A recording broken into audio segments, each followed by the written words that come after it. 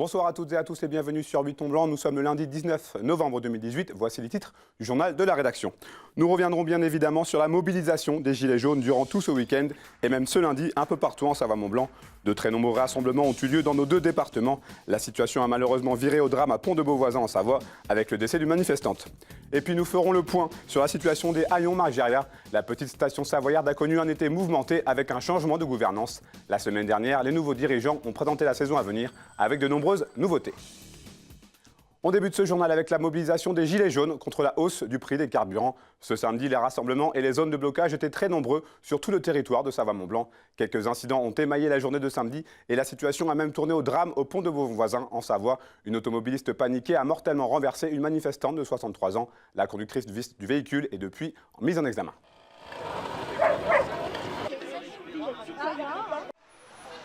Après un week-end de mobilisation et des dizaines d'actions.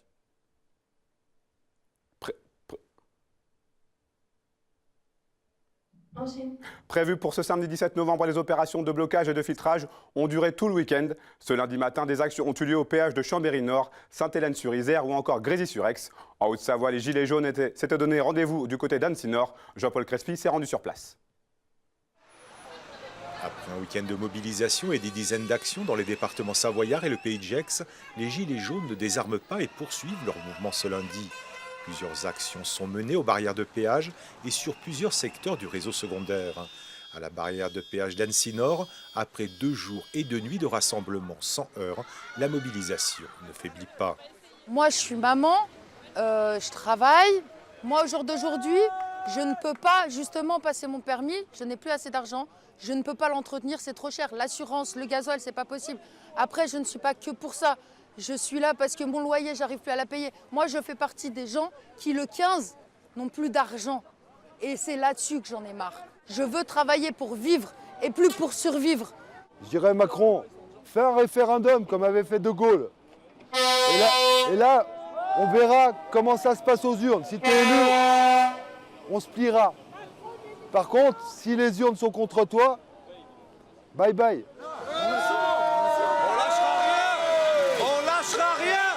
Les Gilets jaunes protestent toujours dans toute la France contre la hausse des taxes sur le carburant et la baisse du pouvoir d'achat. Après le succès de la mobilisation de ce week-end, un appel sur les réseaux sociaux invite tous les Gilets jaunes à manifester à Paris le 24 novembre prochain.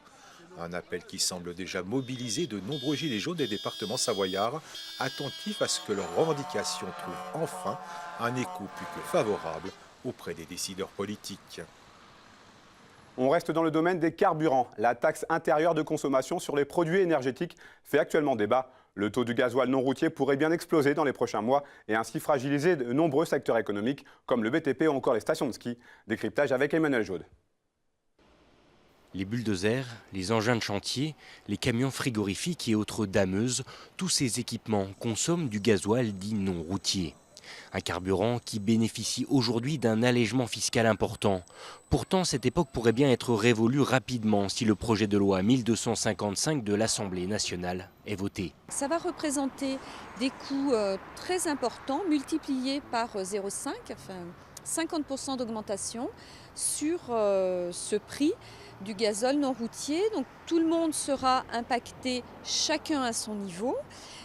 Des entreprises, par exemple, qui consommaient jusque-là 300 000 € de gazole non routier par an, vont avoir un montant de 450 000 € sur leur budget.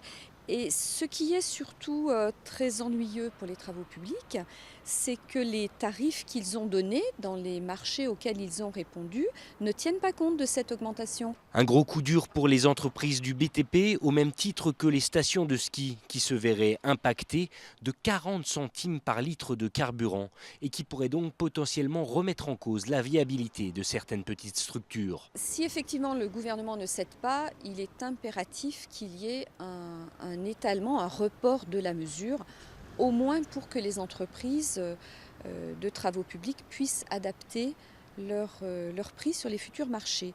Mais par contre, l'impact restera, quoi qu'il en soit, pour les stations, les communes, les conseils départementaux. L'impact restera là. L'espoir serait effectivement que le gouvernement renonce au niveau de cette mesure. Mais voilà. L'espoir est très mince de ce côté-là. Une mesure qui concerne de nombreux professionnels, du secteur ferroviaire au secteur agricole. Après son passage à l'Assemblée nationale, le texte devrait donc être étudié dans les prochains jours en deuxième lecture au Sénat. On parle tourisme à présent. Les haillons Margeria présentaient leur saison hivernale ce vendredi à l'Office du tourisme de Chambéry. La station savoyarde, désormais gérée par Grand Chambéry, mise sur de nouvelles formules et de nouveaux services. Avec ses nouvelles ambitions, la station attend beaucoup de l'hiver qui arrive. On fait le point avec Juliette Vincent-Seigné et Clémence Roaldès. Le passé, c'est du passé. Il faut désormais regarder vers l'avenir. A-t-on entendu lors de la présentation officielle de la nouvelle saison d'hiver aux haillons Margeria. 2 mois après le changement de gouvernance, les nouveaux gestionnaires de la station souhaitent désormais regarder vers l'avenir. Ce vendredi, ils en ont profité pour présenter les nouveautés de la saison à venir. L'attention est naturelle lorsqu'une station est à la barre du tribunal de commerce. L'important, c'est qu'il y a eu un repreneur. C'est Grand Chambéry qui a assumé sa responsabilité de l'agglomération de tutelle. Et on est désormais dans la co-construction, puisque je rappelle que 6 millions d'euros vont être investis à la diversification d'activités des stations. Cette nouvelle saison a donc pour mot d'ordre la redynamisation. Plusieurs services vont être mis en place, renforcement du nombre des navettes intercites, nouvelles pistes dédiées aux trailers et piétons, ou encore offres tarifaires pour les débutants.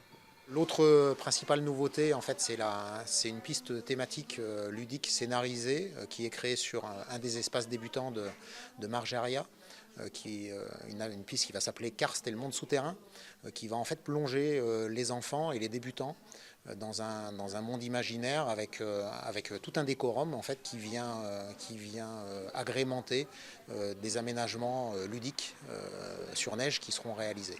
Le syndicat mixte des stations des Bauges, en charge du domaine skiable, veut éviter toute crise, comme les années précédentes. L'objectif est de partir sur du long terme et d'être à l'écoute de ceux qui travaillent sur le terrain. Les élus présents sont présents dans toutes les réunions qui se mettent en place par rapport aux projets qui sont avancés. Ils sont écoutés, ce ne sont pas les seuls qui sont écoutés parce qu'il n'y a pas que les élus qui ont un avis, il y a également tout le tissu socio-professionnel que je vous évoque qui en dépend, que ce soit des moniteurs de ski, que ce soit des loueurs de matériel, des commerçants, des restaurateurs, des hébergeurs. Le but est justement que tout le monde avance dans une même ligne. Cette saison s'avère prometteuse. Mais la reprise de la station par Grand Chambéry est loin de faire l'unanimité. Pour rappel, le mois dernier, Philippe Trépied, le maire d'Aillon-le-Jeune, a démissionné. Laurence Pellardi, maire adjointe d'Aillon-le-Jeune, n'a pas souhaité s'exprimer, preuve que le sujet reste encore sensible. Du sport pour aller jusqu'à la fin de ce journal. Le FC Annecy accueillait l'AS Nancy-Lorraine pour le compte du 7e tour de la Coupe de France ce samedi au Parc des Sports. Malgré une très belle résistance face aux derniers de Ligue 2, les Rouges qui jouaient en blanc s'inclinent 1-0. Unique but de la rencontre signé Alexis Buzyn dès la 2e minute. Morgan Camin et Johan Betch auront l'occasion d'égaliser, mais sans réussite. A noter que le Fessé aura joué pendant plus d'une mi-temps à 10 contre 11 après l'expulsion à la 45e minute d'Hugo Cianci.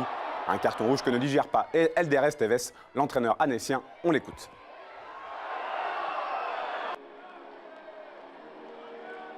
J'ai des joueurs qui ont fait le travail, qui ont été valeureux, qui m'ont fait plaisir techniquement, qui ont su faire preuve de maîtrise, tactiquement d'une grande justesse, un petit peu d'imprécision dans la finition, mais Dieu sait s'il y a eu des efforts avant. Voilà, et on a été victime de faits de jeu qu'on ne maîtrise pas. Tout ce qu'on avait à maîtriser, on l'a très bien fait. Et malheureusement, il y a des choses qu'on ne maîtrise pas et on n'est même plus dans l'ordre de l'erreur. On est là dans l'ordre de, je pense, une sorte d'incompétence, en tout cas une non-connaissance des lois du jeu. Et voilà, il y a quelqu'un qui a tué la fête. J'ajoute qu'il reste néanmoins un club au Savoyard en lice pour le 8e tour de cette Coupe de France. L'US Anne-Sylvieux s'est qualifié ce dimanche en battant Val-Lyonnais 2-1. On se quitte avec des images du White Festival dont la première édition s'est déroulée ce week-end à l'Olympique d'Albertville. 28 riders parmi les meilleurs mondiaux ont assuré le saut et enchaîné les figures devant plus de 5000 personnes conquises. Pour la petite histoire, c'est l'équipe finlandaise qui s'est imposée avec Antti Ollila et Roope Tanteri. C'est la fin de ce journal. Demain, vous avez rendez-vous avec Victoria à cette même place.